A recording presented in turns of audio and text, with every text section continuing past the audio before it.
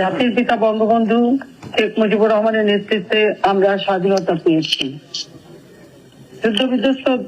যুদ্ধবিধ্বস্ত দেশ গড়ে তুলে জাতির পিতা বাংলাদেশকে সম্পূর্ণ দেশে উন্নীত করেছিলেন।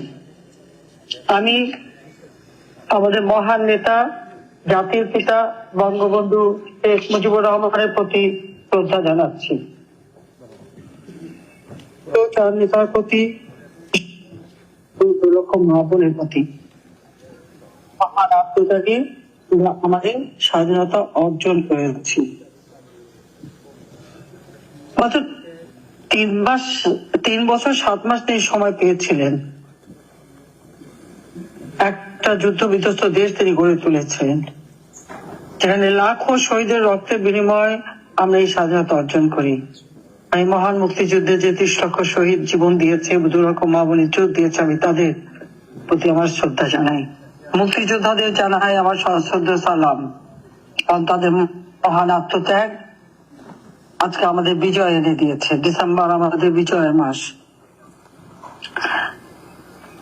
যে দেশটিকে জাতির পিতা বঙ্গবন্ধু শেখ মুজিব মাত্র 3 বছর 7 মাসের মধ্যে গড়ে তুলেছিলেন এবং দেশকে একটা স্বল্প উন্নীত করেছিলেন, যখন মানুষের জীবনে শান্তি এসেছিল, স্বস্তি এসেছিল এবং মানুষ তখন জাতির পিতা বঙ্গবন্ধু শেখ মুজিবের নেতৃত্বে একটি উন্নত জীবনের স্বপ্ন দেখতে শুরু করেছেন এবং বাংলাদেশকে একটা আত্মমর্যাদাশীল দেশ হিসেবে গড়ে তুলতে সব ধরনের প্রস্তুতি জাতির পিতা বঙ্গবন্ধু শেখ মুজিব নিয়েছিলেন। তার শুধু কম মানুষ পেতে শুরু করেছিল, কিন্তু আমাদের দুর্ভাগ্য যে 15 আগস্ট জাতির পিতাকে নির্মমভাবে হত্যা করে আমার মা, আমার 3 ভাই, আমার ছোট্ট 10 বছরের রাতে তাকেও কিন্তু ঘাতকের দল ছাড়েনি, নির্মমভাবে তাকে হত্যা করে। 3 নভেম্বর জাতীয় 4 নেতাকে হত্যা করে। আমি 4 নেতার প্রতি শ্রদ্ধা জানাই। এরপর তো বাংলাদেশে শুরু হয় হত্যা, খুন, রাজনীতি, অবৈধভাবে ক্ষমতা দখলের রাজনীতি। আওয়ামী লীগ দীর্ঘ সংগ্রামের মধ্যে দিয়ে জনগণের গণতান্ত্রিক অধিকার জনগণের হাতে ফিরিয়ে দেয়। দেশের মানুষ যাতে উন্নত জীবন পায় সেভাবে আওয়ামী লীগ কাজ শুরু করে, আর তার সুফল দেশবাসী পেতে শুরু করে। কিন্তু কি দুর্ভাগ্য, আমাদের অনেক ঘাত প্রতিঘাতের মধ্য দিয়ে যখন বাংলাদেশটাকে আমরা উন্নয়নশীল দেশের মর্যাদায় উন্নীত করলাম, কারণ 2008 নির্বাচনে আওয়ামী লীগ জয়ী হয়ে সরকার গঠন করে এবং তারপর থেকে দেশের সার্বিক উন্নয়নে কাজ করে যায়। বাংলাদেশের দারিদ্র্যের হার যেখানে 41% ছিল, আমরা তা কমিয়ে 18.7% নামিয়ে আনি। বাংলাদেশের মানুষের মাথাপিছু আয় আমরা বৃদ্ধি করি। দেশের মানুষের ভাগ্য উন্নয়নে, কর্মসংস্থান সৃষ্টিতে ব্যাপকভাবে বেসরকারি খাতকে উন্মুক্ত করে দিই, ডিজিটাল বাংলাদেশ গড়ে তুলি, আধুনিক প্রযুক্তি সম্পন্ন একটা জাতি হিসেবে গড়ে তুলি। 2026 সালে আমাদের উন্নয়নশীল দেশের মর্যাদা হিসেবে অগ্রযাত্রা শুরু হবে। সেই প্রস্তুতিও আওয়ামী লীগ সরকার নিতে থাকে। বাংলাদেশের জনগণ 2014 সালে নির্বাচন, 18 নির্বাচন, 2024 সালে নির্বাচনে স্বতঃস্ফূর্তভাবে ভোট দিয়ে আওয়ামী লীগকে ক্ষমতা নিয়ে আসে। আর আওয়ামী লীগ ক্ষমতা থাকা মানেই তো জনগণের ভাগ্য পরিবর্তন হওয়া, এবং সেই পরিবর্তন তো আমরা এনেছিলাম। খাদ্য নিরাপত্তা আমরা নিশ্চিত করেছি। আমরা কমিউনিটি ক্লিনিকের মাধ্যমে প্রতিটি মানুষকে আমরা 30 প্রকার ঔষধ বিনামূল্যে বিতরণ করতাম। সেখানে ব্যাপক কর্মসংস্থান সৃষ্টি আমরা করেছি। তৃণমূল মানুষের ভাগ্য পরিবর্তনের জন্য ব্যাপক কর্মসূচি হাতে নেই, যেমন আমার বাড়ি আমার খামার, আমার গ্রাম আমার শহর, এবং রাস্তাঘাট, পোল, ব্রিজ, নানাভাবে যোগাযোগ ব্যবস্থার উন্নয়ন আমরা করি। সড়ক, জনপথ, নৌপথ, এমনকি রেলপথ, এমনকি বিমান। অত্যন্ত ভাঙাচোরা একটা বিমান নিয়ে চলতো, সেখানে আধুনিক প্রযুক্তি সম্পন্ন ড্রিম লাইনার পর্যন্ত আমরা বিমানে সংযুক্ত করি। Third terminal, metro rail, expressway, সেই সাথে সাথে কর্ণফুলী নদীর তল দিয়ে টানেল নির্মাণ থেকে শুরু করে সারা বাংলাদেশে আমরা হাইওয়ে, 6 লেনের রাস্তা, 4 লেনের রাস্তা, যেখানে 2 লেনের রাস্তা এবং গ্রাম পর্যায়ে পর্যন্ত আমরা পাকা সড়ক নির্মাণের কাজ শুরু করি। একই দিনে 100টা সেতু উদ্বোধন, 100টা সড়ক উদ্বোধন পার্বত্য চট্টগ্রাম থেকে শুরু করে একেবারে সমগ্র বাংলাদেশে যোগাযোগ নেটওয়ার্ক আমরা তৈরি করি। বাংলাদেশের প্রত্যেকটা সেক্টরে আওয়ামী লীগ সরকার উন্নত করে। উন্নয়নের ছোঁয়া তৃণমূল পর্যায় পর্যন্ত আগে গ্রামগুলি চেহারা পাল্টে যায়, মানুষের কর্মসংস্থান সৃষ্টি করি।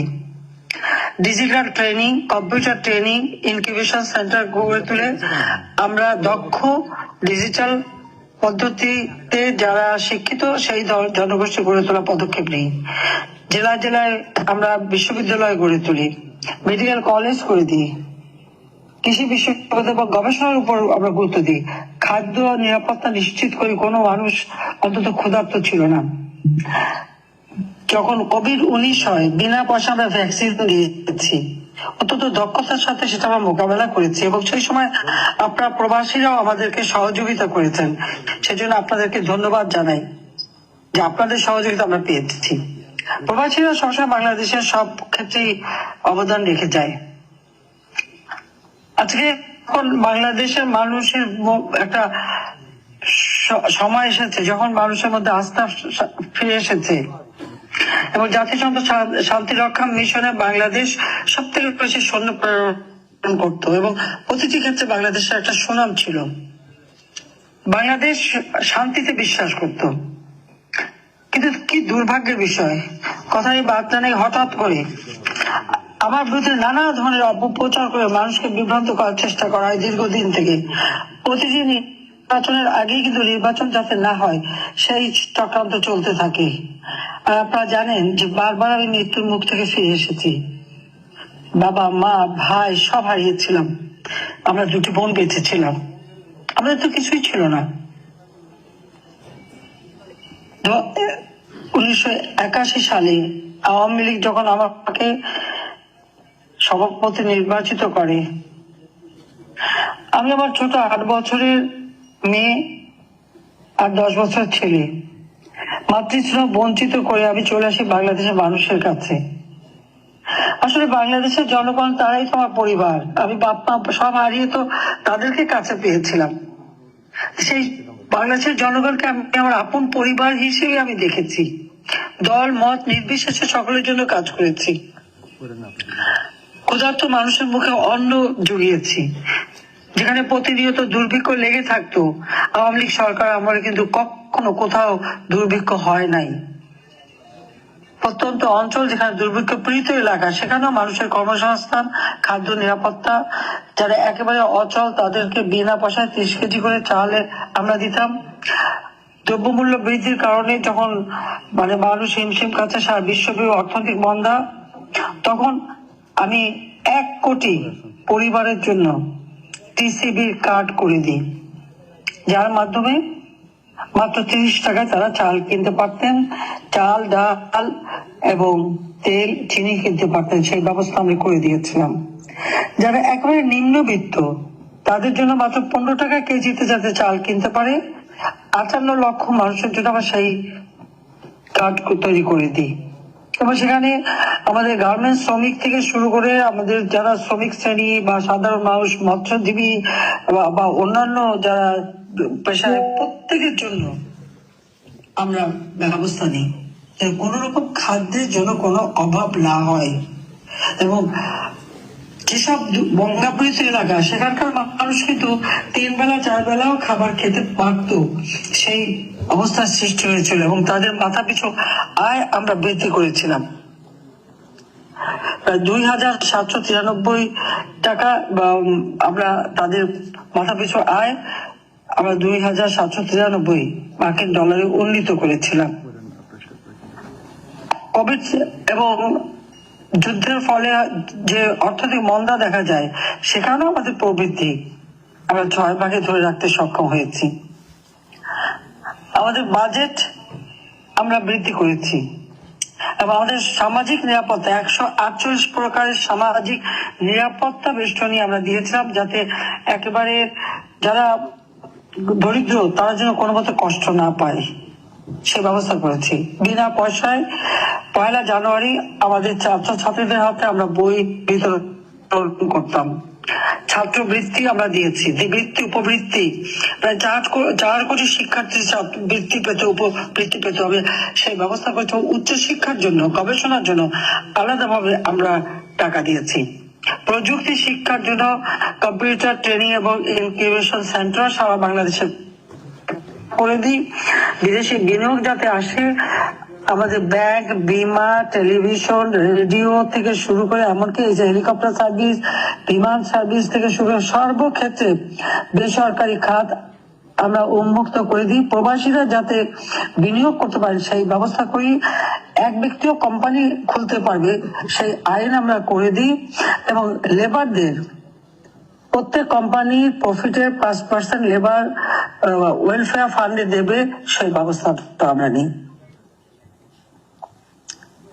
বাংলাদেশের মানুষ যখন একটা স্বস্তি ফিরে পেয়েছে, প্রত্যেকটা শিক্ষা প্রতিষ্ঠানে কোনো সেশন জট ছিল না, সকলেই লেখাপড়া করতে পারতো, সেই পরিবেশটা আমরা সৃষ্টি করেছিলাম। দুর্ভাগ্য আমাদের 2024 নির্বাচন যাতে না হয় তার জন্য অনেক চক্রান্ত করা হয়। সকল চক্রান্ত উপেক্ষা করে আমরা কিন্তু নির্বাচন করে আসি, জনগণ আমাদের ভোট দেয়, আমরা দেশের কাজ শুরু করি, কিন্তু তখনই গভীর চক্রান্ত। আর সেই চক্রান্তের ফলে আজকে কি দেখা গেল?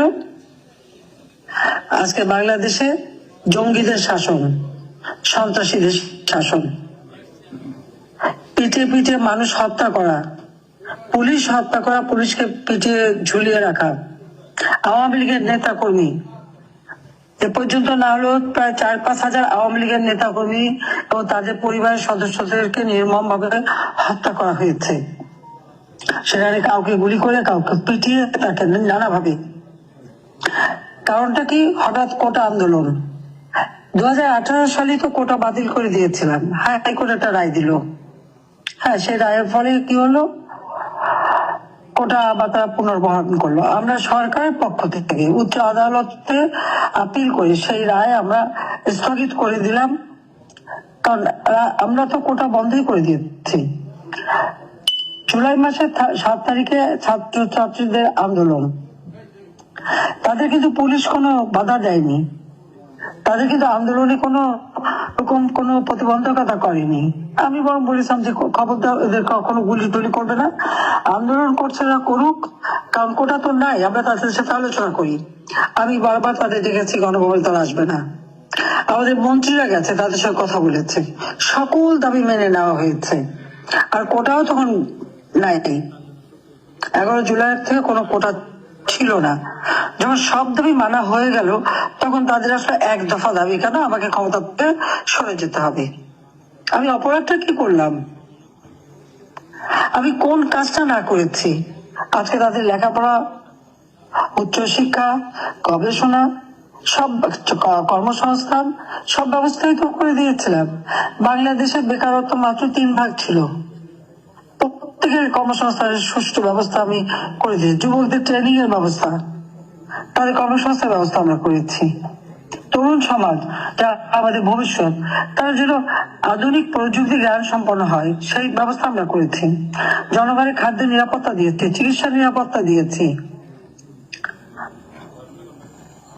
বাংলাদেশ সারা বিশ্বের কাছে উন্নয়নের রোল মডেল হিসেবে স্বীকৃতি পেয়েছিল। সারা বিশ্বে বাংলাদেশ উন্নয়নের বিস্ময়, এই মর্যাদায় অধিষ্ঠিত হয়েছিল। কিন্তু একতা আন্দোলন চলে আসলো, 1 দফা আন্দোলন, তার ফলাফল কি দাঁড়ালো? যখনই আমি দেখলাম যে কয়েকজন ছাত্র মারা গেছে, তখন আমার সন্দেহ হলো। কারণ আমি আপনাদের একটা কথা স্পষ্ট বলি, আপনারা একটু খোঁজ করে দেখবেন যে আবু সাইদকে পুলিশ গুলি করলো, আবু সাইদ গুলি খেয়ে মারা গেল। এটা ভিডিও আপনাদের সামনে প্রচার করা হলো, দেশবাসীর সামনে প্রচার করা হলো। কিন্তু সেই আবু সাইদকে যে পুলিশের গুলি খেলো বললো, তাকে কিন্তু হাসপাতালে নিয়েছিল কয়েক ঘন্টা পরে, 2:30টার দিকে, প্রায় 2:30-3টে দিকে গুলিটা হয়। আর তাকে হাসপাতালে নেয় রাত্রি 8টায়। গুলি খাওয়া একজন রোগীকে সাথে সাথে হাসপাতালে নিতে হয়, তার বুলেট বের করতে হয়, তাকে চিকিৎসা করতে হয়, তাকে বাঁচাবার চেষ্টা করা লাগে, কিন্তু তাকে কিন্তু হাসপাতালে নেয় নাই। কেন? কারণটা কি? রহস্যটা কি? তা পোস্টমর্টমের যে রিপোর্টটা বেরিয়েছিল, এবং আমি এই ঘটনার পরেই আপনারা জানেন যে আমি একটা জুডিশিয়াল এনকোয়ারি কমিটি করে দিয়েছিলাম, এবং সেই জুডিশিয়াল এনকোয়ারি কমিটি উচ্চ আদালত থেকে হাইকোর্টে 3 জন জজকে নিয়ে আমি জুডিশিয়াল এনকোয়ারি কমিটি করে দিই। তারা কিন্তু কাজও শুরু করেন, এমনকি রংপুরে তারা ভিজিট করেন। কি দুর্ভাগ্যের বিষয়, এরপর একটা পাকা লাশ পড়তে থাকে। লাশের উপর পাড়া দিয়ে ক্ষমতায় থাকার তো আমার ইচ্ছা নেই, কিন্তু আমি যখনই যারাই আহত হতো, তাদের সাথে সাথে আমাদের তখন স্বাস্থ্যমন্ত্রী ছিলেন সামন্ত সেন, এবং আমাদের যে স্টেট মিনিস্টার রোকেয়া, প্রত্যেক হাসপাতালে গেছে, সকলের চিকিৎসার ব্যবস্থা আমরা করেছি। সেখানে দলমত নির্বিশেষে আমাদের ছাত্রলীগের তাদের সেই চট্টগ্রামে ছাদের থেকে ফেলে দিয়েছে, 4 তলার উপর থেকে তাদের ফেলে দেওয়া, হাত কাটা, রক কাটা, পড়ে যাওয়ার পরেও তাদের উপরে নির্যাতন। এইভাবে আওয়ামী লীগ ছাত্রলীগের নেতা কর্মীদের উপর অকথ্য অত্যাচার নির্যাতন শুরু হলো, এবং তাদেরও হত্যা করা হলো। এমন কোন জেলা নাই, থানা নাই যেখানে আওয়ামী লীগের নেতা কর্মীদের ঘর বাড়ি জালিপুরে ছাড়খাড় করা হলো। মেট্রো রেল থেকে শুরু করে পুলিশ হত্যা, এটা যে আমাদের সেই নোবেল সুৎখর ইউনূস তার মেটিকুলাসলি ডিজাইনের একটা অংশ। কারণ তিনি আন্দোলনের ব্যাপারে আপনাদের মনে আছে, বিল ক্লিন্টনের অনুষ্ঠানে সে খুব স্পষ্টভাবে বলল যে এই আন্দোলনে কোনো নেতৃত্ব ছিল না, আপনারা দেখেন নাই। এই আন্দোলনে কোনো ছাত্র বা কারো কোনো কিছু করার ছিল না, এটা হলো তার মাস্টার মাইন্ড দ্বারা মেটিকুলাসলি ডিজাইন করে এই আন্দোলন করা হয়েছিল, এবং সেভাবেই সে আমাকে ক্ষমতাচ্যুত করেছে, এবং সে ক্ষমতা এসেছে। তাহলে এই আন্দোলনে তাহলে কারা ছিল? এবং এই যে মেটিকুলাসলি ডিজাইন করেই যে হত্যাকাণ্ড, তারই একজন সমন্বয়ক, অর্থাৎ ইউনূসের এক ক্যাডার, সে নিজে স্বীকার করেছে, বলেছে কি পুলিশ হত্যা না করলে আর মেট্রো রেলে আগুন না দিলে তাদের বিপ্লব সার্থক হতো না। কিসের বিপ্লব? এখানে জনগণের সম্পৃক্ততা কি ছিল? হ্যাঁ, কিছু লোক বিভ্রান্ত হয়েছিল। আমি দেখেছি অনেক শিক্ষিত সমাজ অনেকে তাদেরকে সমর্থন দিয়েছিল, ভেবেছিল এটা বোধহয় বিরাট একটা কোনো আন্দোলন। কিন্তু আপনারা যদি গভীর ভাবে দেখেন যে সবকিছু অত্যন্ত পরিকল্পিত ভাবে তাদের বিশেষ প্রশিক্ষিত সন্ত্রাসীদের দ্বারা এই ঘটনা ঘটিয়েছে। সে জেনেভা ক্যাম্পের যারা বিহারি, মিরপুর এবং মোহাম্মদপুর, তাদেরকে বিভিন্ন বস্তি, কিছু মাদ্রাসার ছাত্রছাত্রী, কিছু আমাদের অন্য বিশ্ববিদ্যালয়ের ছাত্রছাত্রী, কলেজের ছাত্রছাত্রী, তাদেরকেও তারা সম্পৃক্ত করেছে। এবং যারা ছাত্র না তাদের জন্য সাদা প্যান্ট, কালো প্যান্ট, সাদা শার্ট তৈরি করে ফলস আইডি কার্ড পরিয়ে তাদেরকে মাঠে নামিয়েছে ছাত্র হিসেবে। আর তাদের ব্যাগে কি থাকতো? পাথর, লোহার টুকরা, ধারালো অস্ত্র, এবং এইভাবেই তারা কিন্তু এই হত্যাকাণ্ডগুলি ঘটাতে শুরু করে। কিন্তু পরবার দোষ দিয়েছে সরকারের উপর। আমাদের পুলিশ বাহিনী তো কোনো মেটাল বুলেট ব্যবহার করেনি, পুলিশ, সেনাবাহিনী, বিডিআর তারা তো গুলি করেনি। হ্যাঁ, পুলিশ যখন হত্যা করে, যখন পুলিশের লাশ ঝুলাচ্ছিল সেই সময় পুলিশ তাদেরকে রক্ষা করতে চেষ্টা করেছে। আত্মরক্ষার অধিকার কিন্তু সকলেরই আছে। এবং আপনাদের আমেরিকায় আপনারা দেখেছেন যে পুলিশ একটু হাত পা নাড়ালেই গুলি করে মেরে ফেলে, কিন্তু আমাদের পুলিশ অত্যন্ত ধৈর্য তখন দেখিয়েছিল। কিন্তু আজকে তাদের বিরুদ্ধেও মামলা, তাদেরকেও হয়রানির শিকার হতে হচ্ছে এত ধৈর্য দেখানোর পরেও। আওয়ামী লীগ এবং সহযোগী সংগঠনদের নেতা কর্মীদের হত্যা, গ্রেপ্তার, নির্যাতন, বাড়িঘর, ব্যবসা প্রতিষ্ঠান অগ্নিসংযোগ করে লুটপাট করা হচ্ছে, আবার তাদের বিরুদ্ধেই হত্যা মামলা দেওয়া হচ্ছে। পুরো জিনিসটাই যে সাজানো একটা নাটক করে সব হাজার হাজার কোটি টাকা খরচ করে ক্ষমতা এসেছে, এতে কোনো সন্দেহ নেই। আমার প্রশ্ন হচ্ছে যে দেশটা আজকে এত উন্নত হচ্ছিল, সেই দেশটাকে এইভাবে সর্বনাশ করার কি অধিকার তার ছিল? আজকে রিমান্ডে নিয়ে অত্যাচার করা হয়, ছেলেকে না পেলে মাকে হত্যা করে, ছেলেকে না পেয়ে বাড়িতে আগুন দিয়ে মা ও চাচিকে পর্যন্ত হত্যা করেছে। সেটা গত পরশুই বগুড়ায় জেলখানায় আমাদের করা হয়। এ পর্যন্ত ওই কারাগারে, বগুড়া কারাগারে 8 জনের মতো মৃত্যুবরণ করেছে। তাদেরকে সেনাবাহিনী ধরে নিয়ে যেত, অকথ্য নির্যাতন করেছে, যখন মুমূর্ষু অবস্থায় তাকে পাঠিয়ে দিত এবং তখন সেখানে তারা মারা। যেমনকি আমার গোপালগঞ্জে 2 জনকে এইভাবে পিটিয়ে জেল পাঠিয়ে তারপর তাকে হত্যা করেছে। আমার প্রশ্নটা হচ্ছে, যৌথ বাহিনী তারা জনগণের নিরাপত্তা দেবে, না এই যারা এই সন্ত্রাসী কর্মকাণ্ড করে তাদের রক্ষা করবে আর তাদেরকে সহযোগিতা করবে? এদের কাজ তো জনগণের পাশে দাঁড়ানো, নির্যাতিতদের পাশে দাঁড়ানো। যে সেনাবাহিনী বা পুলিশ বাহিনী বা যৌথ বাহিনী, তাদের একটা ইমেজ আমি তৈরি করেছিলাম যে তারা জনগণের বন্ধু। কারণ আন্তর্জাতিক ভাবে আমাদের সশস্ত্র বাহিনী, পুলিশ বাহিনী তারা শান্তি রক্ষা মিশনে কাজ করে, কাজে তাদের ভাবমূর্তিতে যত উজ্জ্বল হবে তত আমাদের সুনাম বাড়বে। কিন্তু আমরা এই আন্দোলনে তারা গুলি করে নাই, আমি করতে দেয়নি, কিন্তু পরবর্তীতে আমরা যে দেখি তারা পেট্রোল বাহিনীর কাজ হচ্ছে। কি আশ্চর্য বিষয়! তাদের সামনে পিটিয়ে পিটিয়ে হত্যা করছে, পিটিয়ে পিটিয়ে মারছে, আর তারা বসে দাঁড়িয়ে দেখছে। নির্যাতিতদের পাশে দাঁড়ায় না। জনগণের আস্থা বিশ্বাস যদি কোনো বাহিনীর উপর না থাকে, তারা কোনোদিনই সাফল্য অর্জন করতে পারে না। যাদের দায়িত্ব বহিঃশত্রুর আক্রমণ থেকে দেশকে রক্ষা করা, জনগণের সমর্থন তাদের প্রয়োজন হয়। কিন্তু সন্ত্রাসীদের রক্ষা করে জনগণের বিরুদ্ধে গেলে পরে ওই আস্থা বিশ্বাস না থাকলে কেউ সফল হতে পারে না। পাকিস্তানি হানাদার বাহিনীর 96,000 লোক ছিল, তারা তো আমাদের কাছে পরাজিত হয়েছিল মুক্তিযোদ্ধাদের কাছে। কেন? কারণ জনগণের আস্থা বিশ্বাস ছিল না, তাই তাদের পরাজিত হতে হয়েছিল, তাদের আত্মসমর্পণ করতে হয়েছিল মিত্র বাহিনীর কাছে।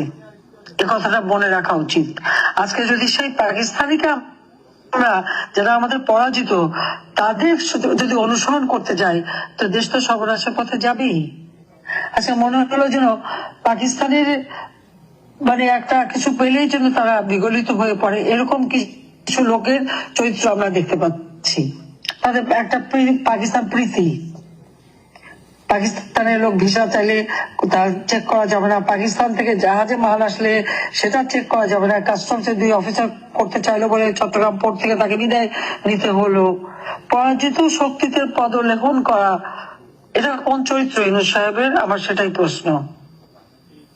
আর সেই সাথে সাথে আমরা বলবো, আমাদের সশস্ত্র বাহিনী, আমাদের পুলিশ বাহিনী, বিডিআর বা আমাদের আইন শৃঙ্খলা রক্ষাকারী বাহিনী বা যৌথ বাহিনী, র্যাব, সবাইকে আমার একটাই কথা বলার, যে জনগণের জান মাল যাতে রক্ষা পায় সেদিকে দেখা উচিত। মানুষের আস্থা বিশ্বাস যেন তারা না হারায়, তাদেরই সর্বনাশ হবে, আর দেশ তো একেবারে উচ্ছনে যাবে। আজকে শুধু আমাদের আওয়ামী লীগ নেতা কর্মীরা, ব্যবসায়ী, সাংবাদিক, সংস্কৃতি কর্মী, পেশাজীবী সহ প্রত্যেকের বিরুদ্ধে মিথ্যা মামলা। তাদেরকে কখনো একসাথে চাকরি হারায়নি, তাদের অ্যাক্রেডিটেশন কার্ড বাতিল প্রায় 300-র মতো। 106 জনের বিরুদ্ধে হত্যা মামলা, প্রায় 100-এর উপর অকথ্য নির্যাতন হচ্ছে। মহিলা সাংবাদিকদের পর্যন্ত গ্রেপ্তার করা হয়েছে এবং মহিলা সাংবাদিকের উপর যে নির্যাতনটা চলেছিল, রাস্তায় ফেলে তাদেরকে উপর যে পাশবিক অত্যাচার, সেটাও আপনারা দেখেছেন। এই ইউনূস বাহিনী তাও করেছে। সরকারি কর্মকর্তা কর্মচারী তারা তো চাকরি করে, আমরা নিয়মিত পিএসসি পাবলিক সার্ভিস কমিশনে পরীক্ষা হয়েছে, তারা চাকরি পেয়েছে, তাদের উপরে জুলুম। আজকে হ্যাঁ আমাদের সাথে কাজ করেছে, আমি প্রমোশন দিচ্ছি, এমনকি আমার যে ক্যাবিনেট সেক্রেটারি ইউনূসকে তার শপথ অনুষ্ঠান পরিচালনা করলো, সেও কিন্তু বাদ যায়নি। সবার বিরুদ্ধে মামলা, সবার উপর নির্যাতন, তাদের চাকরি হারানো, তাদের চাকরি থেকে বের করে দেওয়া হচ্ছে, মামলা দেওয়া হচ্ছে, গ্রেপ্তার করা হচ্ছে, আর যাদের চাকরি খেতে পারছে না তাদের ওএসডি করা হচ্ছে। এই ব্যবস্থা কিন্তু 2001 সালে বিএনপি করেছিল। তাতে কি হয়েছে? সে বিএনপি তো ক্ষমতায় থাকতে পারেনি। আজকে ইউনূস বাহিনীও এই কাণ্ডটা করে যাচ্ছে। তো সরকারি কর্মকর্তা কর্মচারীরা চাকরি করে, যে সরকারকে আসুক তারা তাদের যেখানে পদায়ন করবে তারা সেখানে থাকবে, যে নির্দেশ দেবে সেটাই মানবে। আমাদের আইন শৃঙ্খলা রক্ষাকারী সংস্থা, সশস্ত্র বাহিনী অথবা আমাদের সরকারি কর্মকর্তা কর্মচারী, এটাই তো তাদের নিয়ম। তাদের উপরে জুলুম কেন?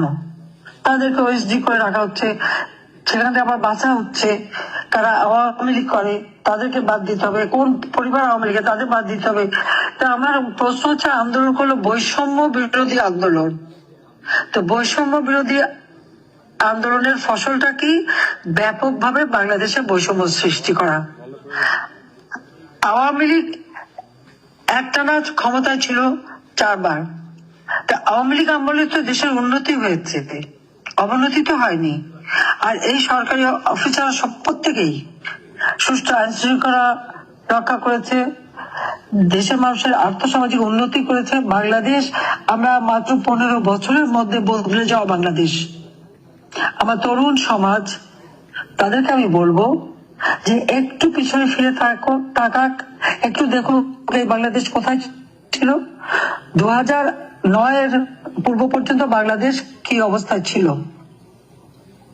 তখন যাদের হয়তো জন্ম হয়েছে বা তারা হয়তো 4-5 বছর, 7 বছর, 8 বছর বা 10 বছরেরও, তারা তো দেখেনি, তাদেরও তো অতটা উপলব্ধি নেই। আজকে তারা পরিবর্তনটা দেখুক, যে আওয়ামী লীগ সরকার থেকে জনগণের কল্যাণ করেছে, ভালো করেছিল, এই তরুণ সমাজের জন্য উজ্জ্বল ভবিষ্যৎ নিশ্চিত করেছিল, না জঙ্গি শাসন করেছিল। ইউনূস সরকার আমাকে স্বেচ্ছাচার বলে, ফ্যাসিস্ট বলে।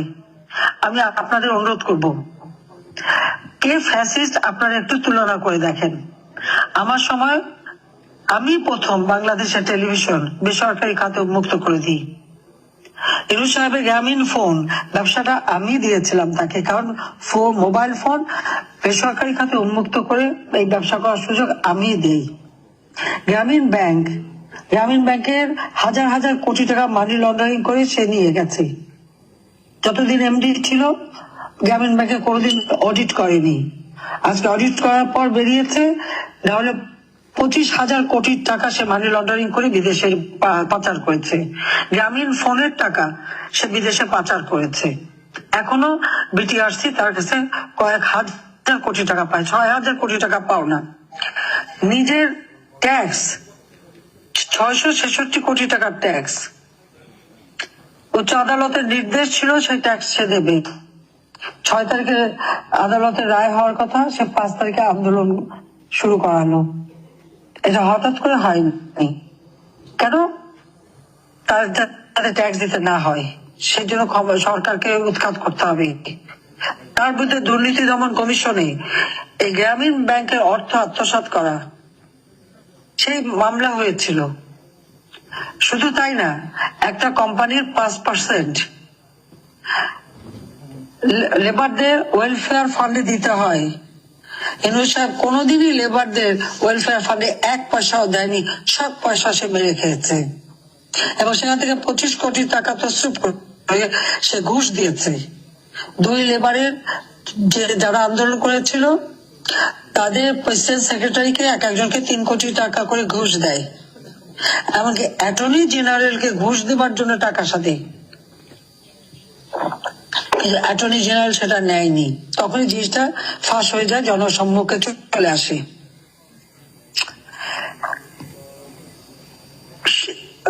কি দুর্ভাগ্যের কথা যে সেই লোক ওই লেবার কোর্টে, লেবাররা তার বিরুদ্ধে মামলা করে, সেই মামলায় নেগোসিয়েশন করার চেষ্টা করে, কোর্টকে ঘুষ দেওয়ার চেষ্টা করে।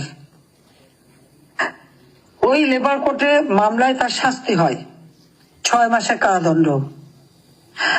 আজকে আমরা যখন দেখি যে একটা মানুষ আইনি সহায়তা পায় না, তা আমার প্রশ্ন, ইউনূস সাহেব যখন কোর্ট সাজা দিল, তারপর সে জামিনের আপিল করলো, সরকারের পক্ষ থেকে আমরা তো কোনো বাধা দেইনি, এমনকি আমাদের অ্যাটর্নিও বা লেবার কোর্টে তাকে বাধা দেওয়া হয়নি, তাকে জামিন দেওয়া হয়েছিল। কাজে আজকে যে সে ক্ষমতায় আছে, সে কিন্তু লেবারদের করা, তার নিজের কোম্পানির লেবারদের করা মামলায় সাজাপ্রাপ্ত আসামি। হ্যাঁ, ক্ষমতায় যেদিনই আসে তারপরেই তার ওই 666 কোটি টাকা ট্যাক্স ওটা মাফ হয়ে গেছে, তার মধ্যে দুর্নীতির মামলাগুলি এক এক তা তুলে দেওয়া হয়েছে। তাহলে কি ক্ষমতা তার দখলে নিজেকে বাঁচানোর জন্য? কিন্তু যে কালিমা লাগা সেটা কিন্তু লেগে গেছে। এবং আপনারা একটা জিনিস দেখেন, যত জঙ্গি সন্ত্রাসী ছিল তাদেরকে সে মুক্ত করে দিয়েছে, জেল থেকে ছেড়ে দিয়েছে। নরসিংদী জেল খুলে দিয়েছিল, সেখান থেকে সেখানে কয়েকজন জঙ্গিও ছিল বন্দী, তাদেরকে সে ছেড়ে দিয়েছে। হলি অটিজমের ঘটনার কথা সকলের মনে আছে। সেই ঘটনার থেকে তদন্ত করে যারা দোষী তাদের শাস্তি দেওয়া হচ্ছে, তারা জেলে ছিল, তাদেরকে মুক্ত করে দিয়েছে। 21শে আগস্ট গ্রেনেড হামলা, আমি তো বারবার হামলার মুখোমুখি হয়েছি। আল্লাহ রাব্বুল আলামিন কেন কিভাবে আমাকে বাঁচিয়েছে আমি জানি না, বারবার বেঁচে গেছি। 13টা গ্রেনেড ছোড়া হয়েছিল, 11টা ফুটেছিল ওখানে। আমার নেতা কর্মীরা মানব ঢাল রচনা করে আমাকে রক্ষা করেছিল, আমার সিকিউরিটি লোক জীবন দিয়েছিল। আইবি রহমান সহ 24 জন তখন মারা যায়, 25 জন মারা যায়, তার পরবর্তী আরো প্রায় 20-25 জন আহত অবস্থায় ধীরে ধীরে মৃত্যুবরণ করে। এখনো আমাদের অনেক নেতা কর্মী সমস্ত শরীরে সেই স্প্রিন্টার, ওই ওবায়দুল কাদের, কাজী জাফরুল্লাহ থেকে শুরু করে আমাদের ছাত্রলীগের সাবেক প্রেসিডেন্ট সেক্রেটারি থেকে শুরু করে অনেক নেতা, প্রায় আমাদের 700 নেতা কর্মী আহত হয়। তার তখন বিচারও হয়নি, তদন্ত হয়নি। 2007 সালে তত্ত্বাবধায়ক সরকার এসে এই তদন্ত শুরু করে। আমরা তো মামলাও করতে পারিনি, আমাদের মামলাও নেয়নি। চল্লিশ সাহেব এবং সাবির চৌধুরী গিয়েছিল মামলা করতে অতিঝিলে, সে মামলা নেবে না, ফেলে রেখে চলে আসতে হয়েছিল। যার তত্ত্বাবধায়ক সরকার এসেই তদন্ত করে, তারপর সেই বিচার হয়। যারা সাজাপ্রাপ্ত আসামি তাদের সবাইকে ইউনূস সাহেব মুক্ত করে দিয়েছেন। তবে আমার প্রশ্ন, তাহলে ওই গ্রেনেড হামলায় যেখানে আমরা শুনেছিলাম জাতির পিতার হত্যাকারীরা জড়িত ছিল এবং হাওয়া ভবন থেকে চক্রান্ত হয়েছিল, তারিক জিয়া সহ এরা সবাই জড়িত ছিল, তাহলে কি ইউনূস সাহেবও এদের সাথে ছিল? সেও কি 21শে আগস্ট গ্রেনেড হামলার মানে ইসের সাথে জড়িত? এখন তো সেটাই মনে হচ্ছে যে সেও এর সঙ্গে জড়িত ছিল, নইলে এদেরকে ছেড়ে দেবে কেন? দুর্ধর্ষ সন্ত্রাসী যে কটা বন্দিখানায় সবাইকে সে মুক্ত করে দিয়েছে। আসলে তার আন্দোলনটা, এটা ছাত্র আন্দোলনও না, জনগণের আন্দোলনও না, এই সন্ত্রাসীদের সাথে তার একটা সম্পর্ক ছিল এবং তাদের সাথে তার ওই মেটিকুলাসলি ডিজাইনের মাস্টার মাইন্ড সে নিজেই হচ্ছে খুনি, এবং সে এদেরকে ব্যবহার করেছে। এদেরকে ব্যবহার করেই তারা সে এই আন্দোলনের নামে গণহত্যা চালিয়ে দেশকে আজকে একটা চরম বিপদের মধ্যে ফেলে দিয়েছে। আজ ন্যায় বিচার পাওয়ার অধিকার নাই। একজন যদি কারাগারে বন্দিখানায় নিয়ে যাচ্ছে, আমাদের বয়স্ক নেতা সেই রমেশ চন্দ্র বাবু থেকে শুরু করে এদেরকে যখন গ্রেপ্তার করেছে, হাতে হ্যান্ডকাপ পরানো, আমি কখনো দেখিনি যেভাবে হাতে হ্যান্ডকাপ পরিয়ে রাজনৈতিক নেতাদের নিয়ে যায়। আবার পুলিশও তাদের নিয়ে যাচ্ছে, ওই বিএনপি জামাত এবং ইউনূস বাহিনী তাদের উপর হামলা করছে। এটা কোন ধরনের কথা? ন্যায় বিচার পাওয়ার অধিকারও আজ বাংলাদেশের মানুষের নাই। আজকে তাদেরকে কোর্টে আইনজীবী যেতে পারে না। যে কোনো একজন যদি মামলার আসামি হয়, রাষ্ট্রের দায়িত্ব থাকে, সে যদি আইনজীবী নিয়োগ দিতে না পারে তাহলেও তার কাছে আইনজীবী তাকে সরকারের পক্ষ থেকে দিতে হবে। আর আমরা এখানে কি দেখি, বিএনপি জামাতের আইনজীবীরা তারাই কারো আওয়ামী লীগের কোন নেতা কর্মী অথবা সংখ্যালঘু সম্প্রদায় তাদের কেউ তাদের ডিফেন্সে দাঁড়াতে পারবে না, আইনজীবী দাঁড়াতে পারবে না। এমনকি আপনারা জানেন যে চিন্ময় কৃষ্ণ দাসকে, সে হচ্ছে সাধু, হ্যাঁ জুলুম হয়েছে, জুলুম তো সংখ্যালঘুদের উপর হয়েছে। মসজিদ, দরগা শরীফ হামলা করা হয়েছে। মানে ইউনূস বাহিনীর কর্মকাণ্ড দেখলে অবাক হতে হয়, যেখানে আমাদের বিভিন্ন সেই এমনকি সিলেটের আপনারা জানেন সেখানে শাহপরান মাজার পর্যন্ত হামলা করেছে। এই মাজার, দরগা শরীফ, মসজিদ সব জায়গায় হামলা করা, সেগুলি দখল করা, হিন্দুদের মন্দির ভাঙা, হিন্দুদের বাড়ি বাড়ি যে লুটপাট করা, এমনকি 11টা গির্জা তারা ভেঙেছে। খ্রিস্টান ধর্মাবলম্বী তারাও কিন্তু রেহাই পায়নি। বুদ্ধ মঠ তারা ভেঙেছেন, আগুন দিয়ে পুড়িয়েছে। পার্বত্য চট্টগ্রামে পর্যন্ত তারা হামলা করেছে, হত্যা করেছে, যে কারণে কঠিন জীবনদান তারা করে নাই। এইভাবে একটা চরম নির্যাতন চলছে। চিন্ময় কৃষ্ণ দাসের পক্ষে আইনজীবী দাঁড়ালো কেন? তাদের উপর হামলা। এমনকি এটা সবথেকে দুর্ভাগ্য যে কোর্ট প্রাঙ্গণে আইনজীবীকে পিটিয়ে হত্যা করেছে। অবাক হওয়ার কিছু নেই, কারণ চিফ জাস্টিসকে চরম অপমান। এই ছাত্র নামধারীরা যে আছে, সমন্বয়করা, তার বাড়িতে হামলা, কোর্টে হামলা করে এমন পরিস্থিতির সৃষ্টি করেছে যে চিফ জাস্টিস পদত্যাগে বাধ্য হয়েছে। দুর্ভাগ্যের বিষয় যে যারা পদত্যাগ করতে চায়নি তাদেরকে সরিয়ে দেওয়া হয়েছে। এক আইন বিষয়ক উপদেষ্টা, তার তো চরিত্রের কোনো ঠিক ঠিকানা নেই, কথাবার্তারও ঠিক ঠিকানা নেই। সে বলেছিল 26 লক্ষ ভারতীয়রা নাকি বাংলাদেশে চাকরি পেয়েছিল, কিন্তু কই সে 26 লক্ষ? সে তো নাম দিতে পারেনি। আয়না ঘর করে নাকি গুম করা হয়েছে। আর এখন 40 জন আনসার কোথায়? হাজার হাজার পুলিশকে হত্যা এবং তাদের লাশ গুম, তার পরিবারকে দেখে বিচার পায় না। মাত্র কয়েকদিন আগে আপনারা দেখেছেন যে 10টা ছাত্রকে পিটিয়ে হত্যা করা হলো। তাদের বাবা মা কিন্তু মামলাও করতে পারবে না, তাদের লাশও তারা পায়নি। এইভাবে যে অত্যাচারগুলি চলছে, আর কোর্টে চিফ জাস্টিসকে অপমান করে তাকে তাড়ানো। নির্বাচন কমিশন, আমরা আইন করে নির্বাচন কমিশন করেছিলাম। প্রধান নির্বাচন কমিশনার হাবিবুল আউয়াল কোন রাজনৈতিক দল করে এটা কেউ বলতে পারবে না, সবচেয়ে নিরপেক্ষ একজন ব্যক্তি ছিল। আর তার অধীনে প্রত্যেকটা নির্বাচন সুষ্ঠু।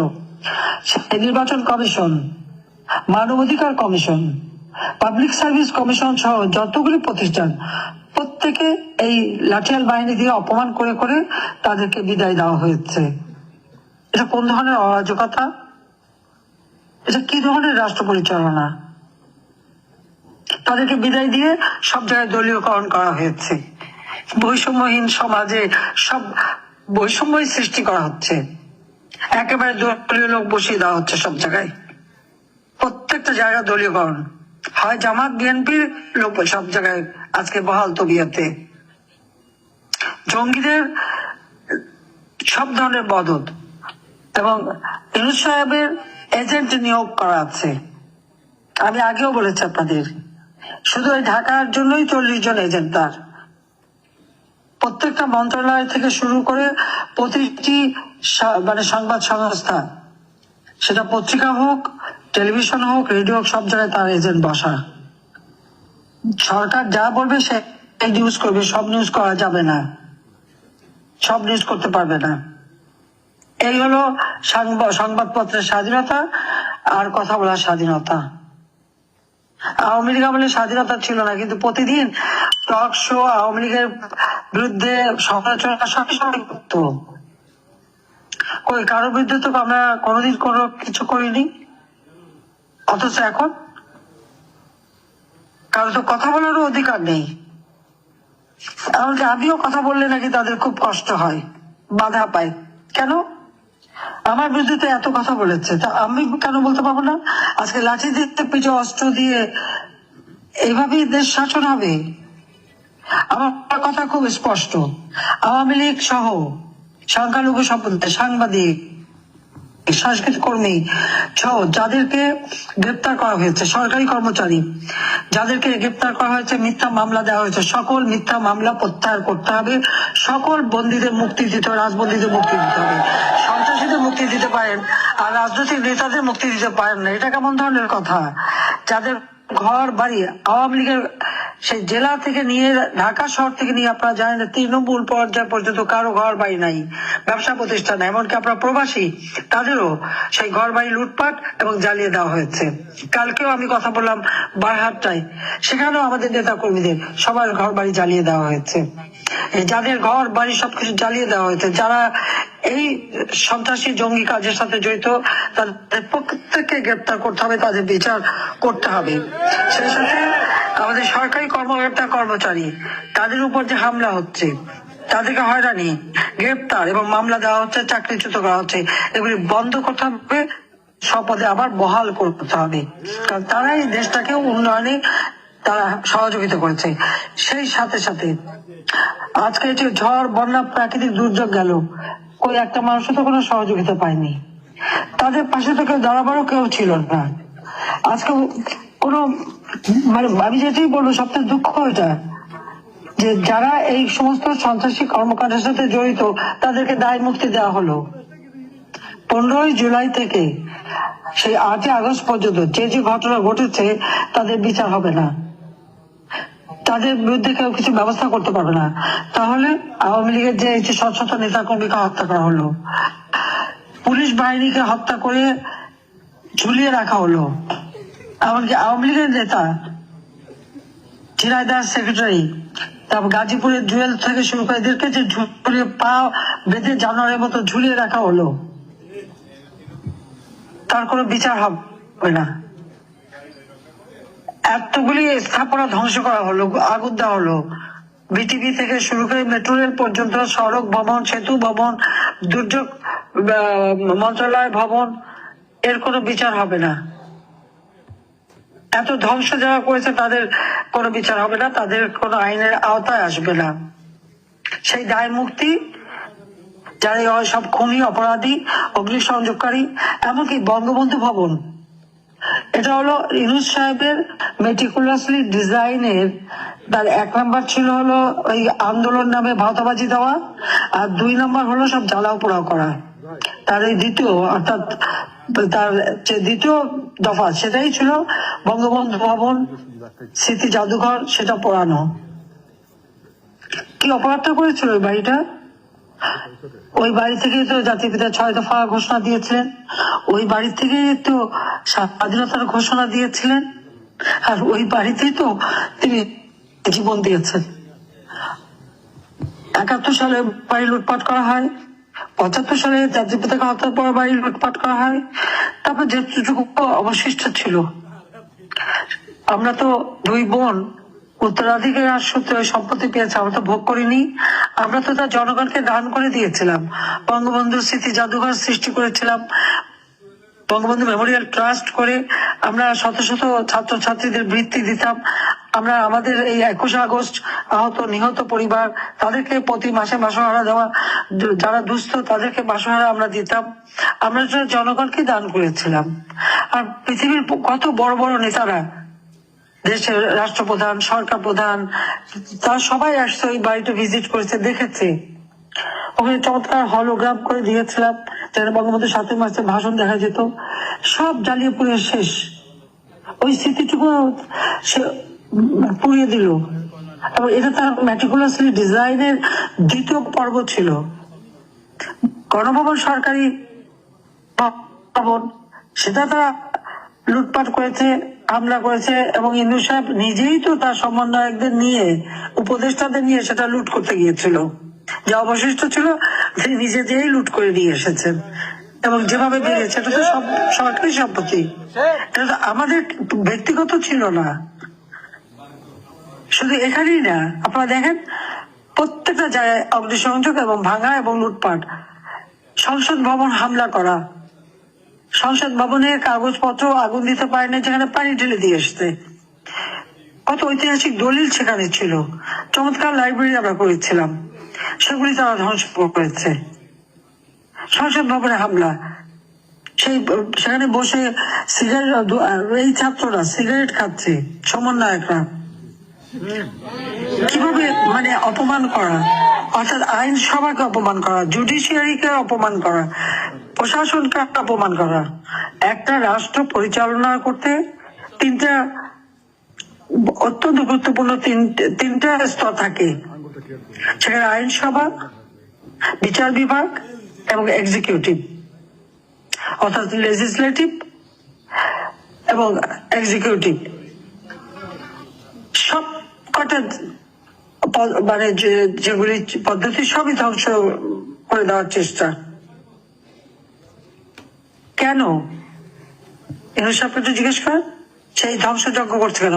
নিজে মুখ চেহারা বাড়ান যে উনি ভাজা মাছটা উল্টে খেতে পারে না, সব যেন একেবারে এমনি এমনি হয়ে যাচ্ছে, সেটা না। কিন্তু সে নিজে এই মেটিকুলাসের ডিজাইনের সব পদ্ধতি সবকিছু তারই, সেই হচ্ছে মেইন মাস্টার মাইন্ড, এবং তার সাথে তার মাস্টার মাইন্ডরা আছে, তারা এই কাজগুলি করে বেড়াচ্ছে। একেবারে হাতে তুলে একটা দেশকে ধ্বংস করা, কিন্তু দুর্যোগে মানুষের পাশে নেই। আজকে সবচেয়ে কষ্টের যে যেখানে মানুষের খাবার দাবার সব ব্যবস্থা করেছিলাম, আজকে সেখানে ডাস্টবিন থেকে মানুষ খাচ্ছে, সেই ছবিও দেখা যায়।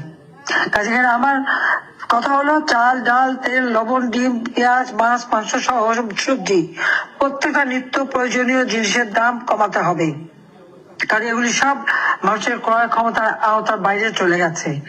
মানুষ কাজ পায় না, ওই দিন মজুর খেটে খাওয়া মানুষ, রিক্সাওয়ালা, কেউই টাকা কামাই করতে পারছে না, কেউ অর্থ উপার্জন করতে পারছে না, সবার উপার্জন বন্ধ, সকলের পেটে লাথি মেরেছে এই ইউনূস।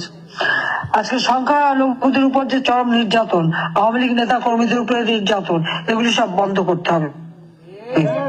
এবং মানুষ আজকে চুরি ডাকাতি প্রতিনিয়ত, কারোর জীবনের তো নিরাপত্তা নেই, যে কোনো সময় যে কোনো বাড়িতে ঢুকে যায়।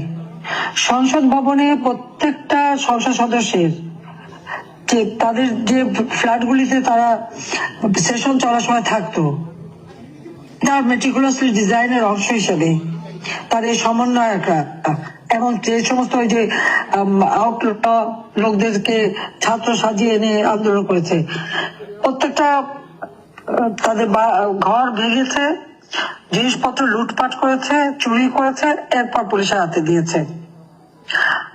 আর আমাদের তো সবই গেছে, সুজা সদর জয়পুতুলের বাসা, সেটাও লুটপাট, দিনের পর দিন সেখান থেকে লুট করে নিয়ে যাচ্ছে, নিয়ে গেছে সব। কাজে এইভাবে আমাদের আওয়ামী লীগ বা স্বাধীনতা সপক্ষ মুক্তিযোদ্ধা সংখ্যালঘু সম্প্রদায় কাউকেই ছাড়েনি, সবার উপরে জুলুম অত্যাচার, এই জুলুম অত্যাচার বন্ধ করতে হবে। শিক্ষা প্রতিষ্ঠানগুলিতে হামলা, ভেঙে তছনছ, একটার পর একটা শিক্ষা প্রতিষ্ঠান ধ্বংস করে দিচ্ছে। আর সেখানে কি ছাত্রলীগ যারা করতো তারা লেখাপড়া করতে পারবে না, আওয়ামী লীগ যারা করতো তাদের ছেলে মেয়েরা স্কুল কলেজ ইউনিভার্সিটিতে যেতে পারবে না। তাহলে যে সাক্ষরতার হার মাত্র ৪৫% ছিল আওয়ামী লীগ আমলে, সেটা আমরা ৭৮.৮ উন্নীত করেছিলাম। আজকে যদি এই যে বিপুল সংখ্যক ছাত্রছাত্রী পড়তে না পারে, তাহলে সাক্ষরতার হার কতটুকু নেমে যাবে আপনারা একবার চিন্তা করেছেন?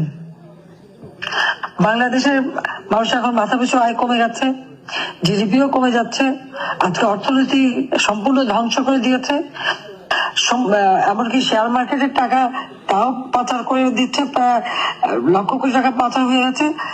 একদিকে অর্থনৈতিক ভাবে দেশটাকে ধ্বংস করেছে, রাজনৈতিক ভাবে আওয়ামী লীগকে শেষ করবে। আরে আওয়ামী লীগকে শেষ করার চেষ্টা তো তোদের বাপ আইয়ুব খানও চেষ্টা করেছিল,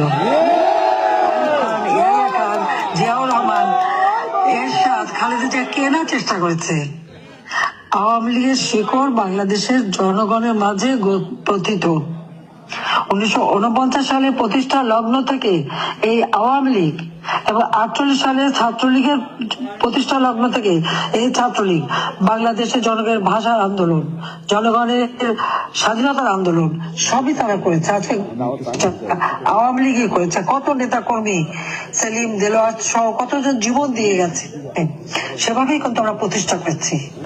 কাজে আওয়ামী লীগকে একেবারে শেষ করে দেবে সেটা কেউ পারবে না। নির্বাচনের নামে প্রহসন করবে। হ্যাঁ, দলীয় লোক দিয়ে কমিশন গঠন করেছে।